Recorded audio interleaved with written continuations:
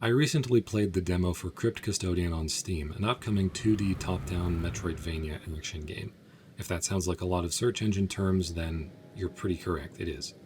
Honestly, I wouldn't have given this game the time of day, except a few months ago I realized that there is an absurd glut of indie games being released these days. Like, there are a ton of indie games being released, and I had not been paying attention to any of them. Given the absolute state of AAA gaming, I think it's more important than ever to be aware that indie games exist and to try to signal boost the cool things and overall engage in the indie game scene and the creative process. So for Crypt Custodian, why do I care? Well, first of all, the art style is what immediately caught my attention. I initially thought that it was typical, quirky indie game stuff, but if you dig a little deeper, you can see that there is effort here. The art style reminds me of a lot of Flash games that I saw and played when I was a kid, and a lot of early Xbox 360 Marketplace games. The stylization and the shading feel very reminiscent of 2006 and 2010, the general trends that were popular at that time. And that may not make a lot of sense, but I assure you, it's completely true. It's nostalgic and cozy, and it feels like the kind of thing you could relax to with a cup of hot cocoa after getting home from school. Crypt Custodian is not going to reinvent its genre, and it's not going to challenge our preconceptions, but that's fine as long as it has a clear idea of what it wants to be and how it's going to accomplish what it sets out for. And that's kind of where the trouble lies. Let me be clear, I think Crypt Custodian is a cool little game, and I am really happy that there are guys still making games like this.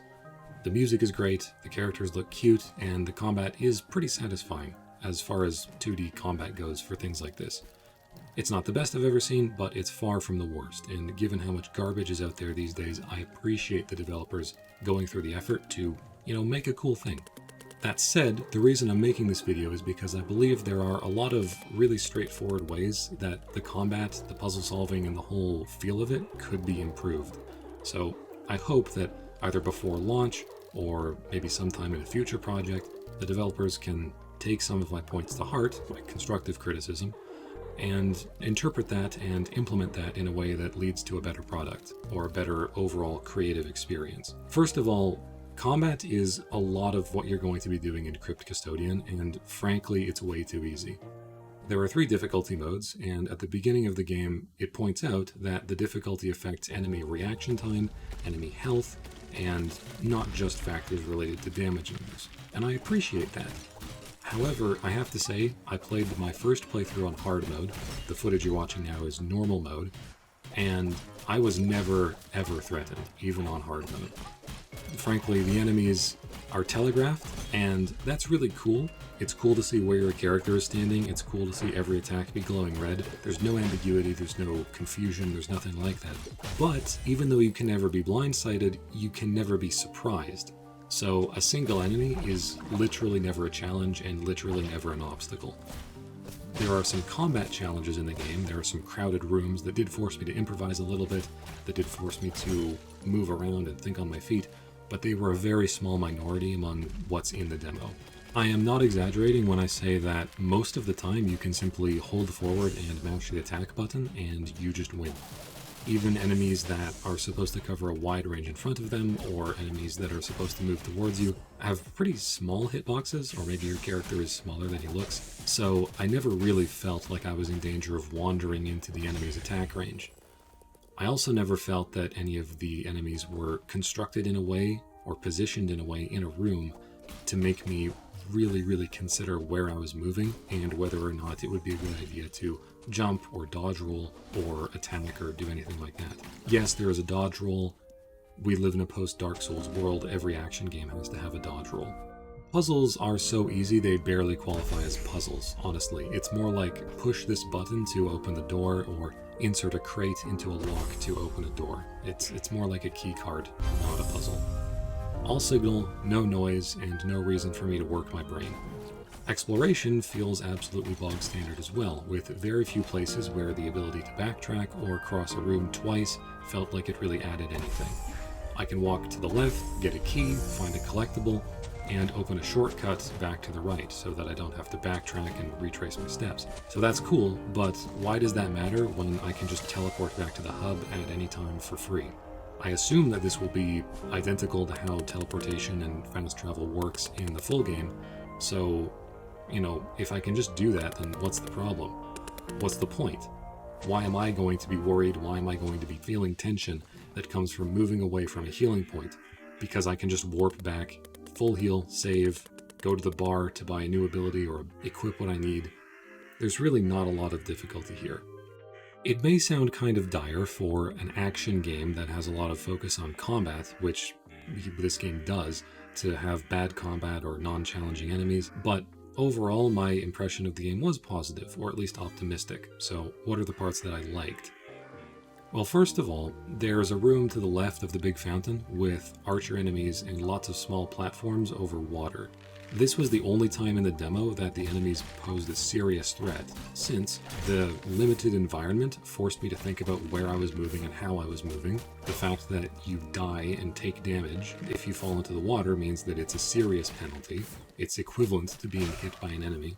The fact that I didn't have a ton of mobility options meant I needed to think about whether or not to jump, whether or not to roll, and the enemies being semi-durable meant that I needed to get close and figure out what kind of attack sequence I wanted to use, because standing in one spot and wailing on them would take just enough time for them to shoot me. Sometimes. It wasn't perfect, it was still pretty easy to dodge everything, but I had to think a little bit, and that's more than a lot of the other rooms in the game. There was also a puzzle that I particularly enjoyed, which was this puzzle to open a door leading upwards. The intended solution is to hit the spirit over to the right sconce, then back to the left, then upright to get it to bounce into the bottom sconce. However, when I first tried this puzzle, it didn't occur to me to hit it right and then left, so I tried from the right sconce to hit it up left, have it ricochet off the gate, and then run in front of it and hit it towards the sconce on the bottom. This was really fun because I was taking advantage of a mechanic that is somewhat mentioned, or maybe not. Maybe I just think it's so obvious because, like, what else are you going to do? Once you do a dodge roll, you may notice that jumping instantly restores your dodge roll cooldown. So you can do the dodge roll, travel 70 or 80% of the distance, and then continue on. This was really fun to use in this puzzle solution because I got the impression that I was figuring stuff out organically and I was taking advantage of the way the game allowed me to chain moves together, and I got a little rush of doing a cool thing that used my observational skills and my understanding of the game system. However, after a few attempts that just barely missed, I realized that something this hard and this cool and this precise was probably not the intended way to solve the puzzle, which is a lot less fun if you ask me. The boss was also another high point. I played it on hard mode, and my first time fighting it, it was really fun. It probably took me 8 or 9 attempts. The attacks all have strong tells, but not all of them flash red. And the boss was large enough, and it moved fast enough, and its attacks covered a large area, so I didn't feel comfortable mashing my face into it and just standing next to it. There's one attack, which it has at the end, which is this shockwave attack, and that can be a little hard to dodge if you're too close. But I guess that makes sense, right? Because it's a big shockwave and it radiates outward in spokes, so it's easier to dodge if you're far away. Honestly, I was a little disappointed when I revisited the boss in boss rush, and I found that you could actually attack the little spider enemies. I had thought those were projectiles, but no, they're enemies. So that means you can slow them down and potentially sort of cut into the patterns that they are sent out at you in. That makes the boss a lot easier. With all that being said, the boss was still definitely a high point of the demo, so it was good for the developers to have it at the end.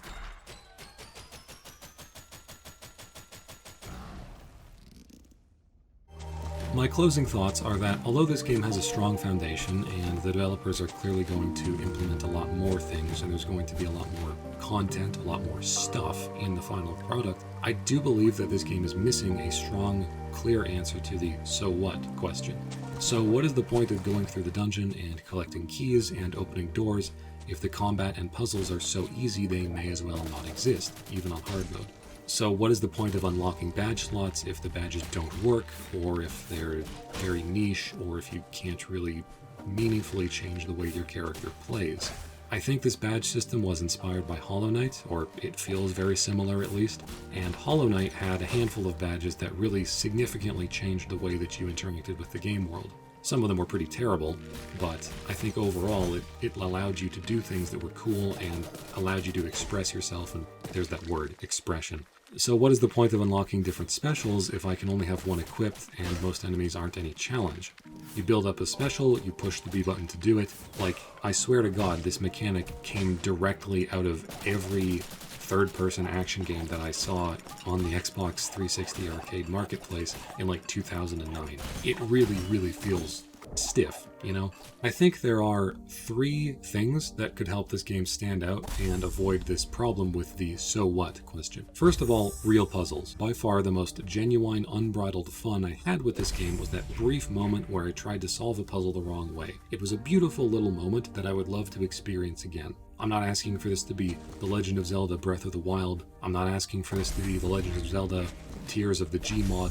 I'm just asking for there to be some noise in the puzzle so that it's actually a puzzle instead of a series of keycard combinations that I just have to put in. I think the game would benefit more from open-ended movement where you have to race alongside something and control it at the same time. Sort of like handling a hockey puck or a curling rock. I'll put some examples on screen in case you're some kind of subhuman and you don't know what hockey or curling are. The protagonist of this game fights with a broom, and curling uses brooms to sweep the ice, so hey, $1 million idea, that's free. I would also like there to be fewer upgrades, just overall, or more meaningful upgrades. It felt really strange to beat the boss, the pot full of spiders, the first boss of the first dungeon of like the first environment of the game, which you can do in like 40 minutes if you're not exploring and taking in the sights. And immediately after beating it, getting a replacement to my dash, a faster cooldown on my dash, and an air dash. What is the basis for my character's mechanical identity? What is the core of what my character does? I can't really figure out what it's supposed to be because based on the stuff in the trailer, I'm going to be able to teleport everywhere, dig under things. I'm going to be air dashing left and right. Is my character just going to be a bunch of things stapled together? I guess that's fine, but again, like if you were to describe this character, what does he do specifically instead of just pick up upgrades and go forward and use the upgrades where they're supposed to be used? It's also kind of strange to have a character who has so many powerful abilities, but only being able to use those abilities in very specific spots.